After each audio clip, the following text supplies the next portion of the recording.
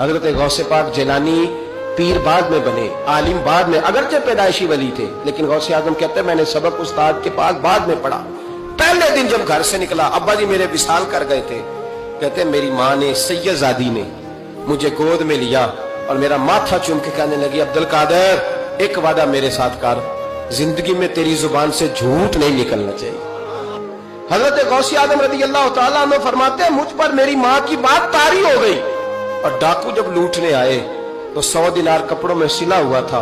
وہ کبھی کسی نے ڈاکوؤں کو بھی بتایا کہ پیسے ہیں تو لے لو، یہاں تو شریعت بھی بڑی ساری گنجائش دیتی ہے کہ بچاؤ اپنا مال، لیکن غوث اعظم رضی اللہ تعالیٰ عنہ فرماتے ہیں ماں نے مجھے آنسوؤں میں لپیٹ کر دیا تھا، لپیٹ کر کے سچ بولنا ہے۔ تو مائیں عظیم ہو تو پھر بیٹے بھی عظیم ہی ہوتے ہیں، ماں عظیم ہو تو بیٹا بھی پھر عظیم ہی ہوتا ہے۔ لپیٹ کر سچ کا تحفہ دیا تھا۔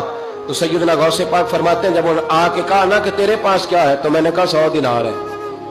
اس نے جیبیں بھی کھولی، ہاتھ بھی کھولے، جوتے بھی اتارے، پگڑی بھی کھلوائی، کوئی شے نہ نکلی۔ تو کہتے ہیں وہ سردار کے پاس لے گیا، کہنے لگا سردار یہ عجیب بچہ ہے، کہتا ہے 100 دینار ہے، سارا ڈھونڈ لیا ملے نہیں، تو یہ جھوٹ بول رہا ہے۔ تو کہتے ہیں جب اس نے کہا نا جھوٹ بول رہا ہے، تو حضرت غوث اعظم کہتے ہیں مجھے جلال آیا، غصہ، میں نے کہا خبردار یہ بات نہ میرے ساتھ آج کے بعد کرنا، میں جھوٹ نہیں بولتا، یہ میرے قریب نہیں آ سکتا، خبردار۔ یہاں بچوں کو غصہ تب آتا ہے جب مرضی کا برگر نہ ملے، غوث اعظم کو غصہ کب آیا؟ خبردار سارا کچھ کر، آج کے بعد یہ لفظ نہ کہنا میں جھوٹ بولتا ہوں، عبدالقادر جھوٹ نہیں بول سکتا، ہو ہی نہیں سکتا۔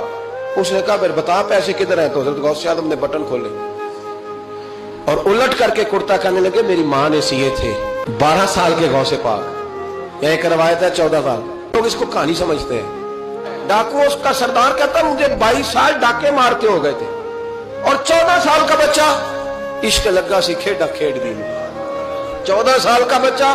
غوث اعظم نے پلٹ کے دکھا یہ پیسے، تو وہ ڈاکو کا سردار کہتا ہے کہ پتہ نہیں مجھے کیا ہوا کہ بچے کے جذبات کس طرح کے ہیں، افکار کس طرح کے ہیں، خیالات کس طرح